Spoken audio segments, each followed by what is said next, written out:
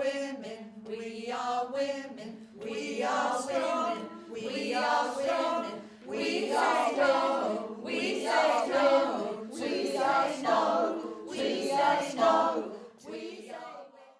The fence obviously represented the separation between us and the base, and therefore between Britain and American law, but also between the military and the domestic, and between a masculine military world and a feminine peaceful world.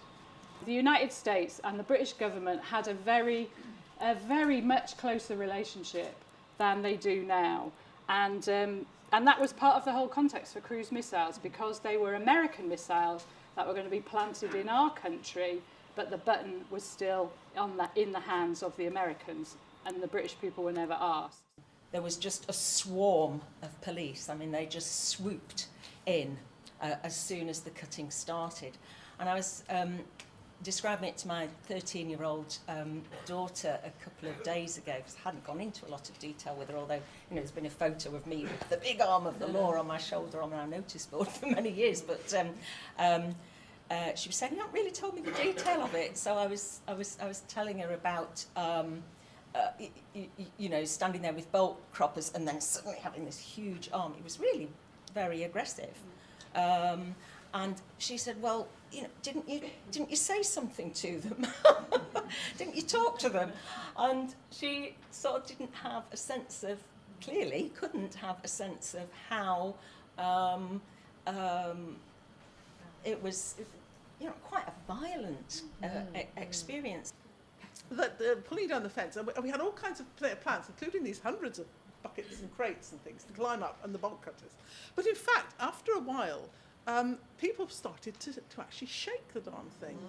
And the thing just lifted out, because the common is so hard. The fence was only in that much. So when 4.5 miles came down, it wasn't because we cut it down, it was because we got a rhythm going.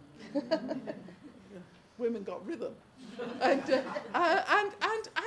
we just lifted the darn thing up, and the people behind the raised wire were going, there's miles and miles of this fence just... So there was no security in the base at all. I mean, anybody could have come and just given it a quick rock, and the dog could have done it on a chain and given it a quick rock and pulled it down. So what is the legacy? Was it about removing the cruise missiles? Because they went. I think we can claim that Greenham played a part in that. There is no doubt about it. The huge media fuss. And when you see the revealed now government papers, it's clearer. What we knew was true. It questioned the government, because some Greenham women were just constantly in court, not just for being arrested for crimes, but also for challenging the state. So some women went to the States and challenged the American government there, and other women challenged the British government over their corralling of common land. They had no business doing that. It was our land, not theirs. So that kind of stuff, and also challenges about the decision making, that they would do this to us in our country, whether you agree with nuclear weapons or not, without even asking us.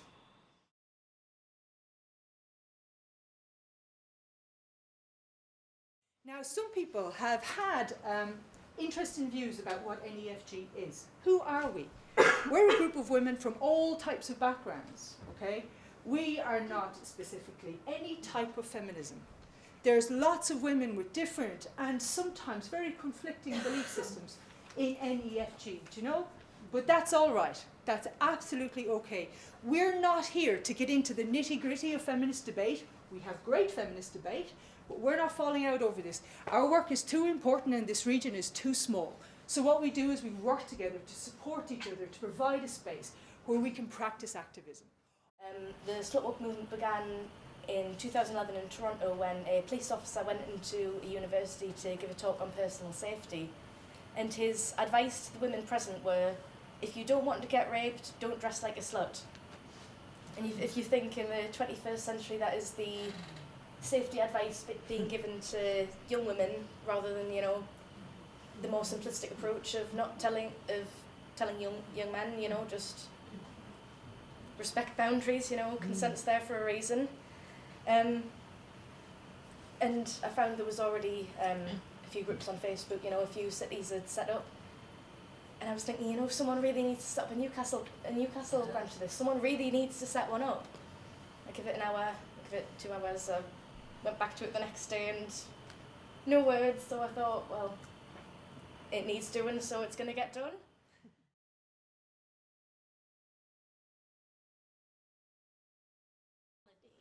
About 4 years ago, I wanted to go to Greenham. I wanted to walk around Greenham. I wanted to feel all of those women that I'd shared that experience with. And so I walked up Pall Hill and I sat down on a little fire by Bluegate at the side where we used to put our tents. And I sat there for a bit. And then I went and stood in front of the gate, and it was a wooden fencing, and there were signs on saying birds were nesting, and it was so different to the sort of the cruel place that we saw when we looked through the gate. And I went inside and I turned around and I was looking down Pine Hill, and this man said, "Have you lost something?"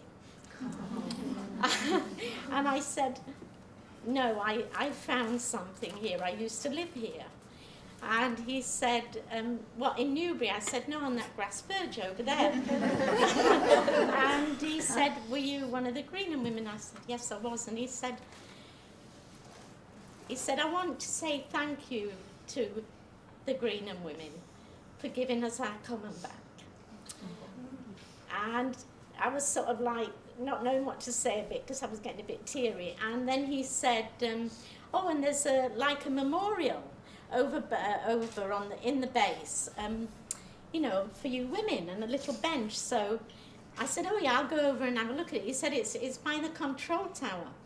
And I said, "Okay." He said, "The control tower's over." And then he went, "I bet you know where it is more than I do."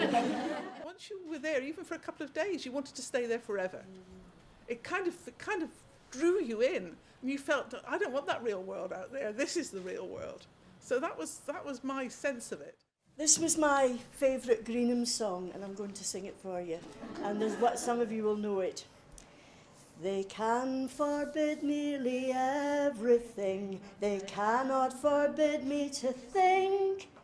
They can't forbid my tears to flow, and they can't shut my mouth when I sing.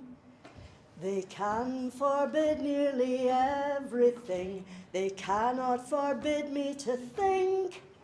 They can't forbid the flowers to grow, and they can't shut my mouth when I sing.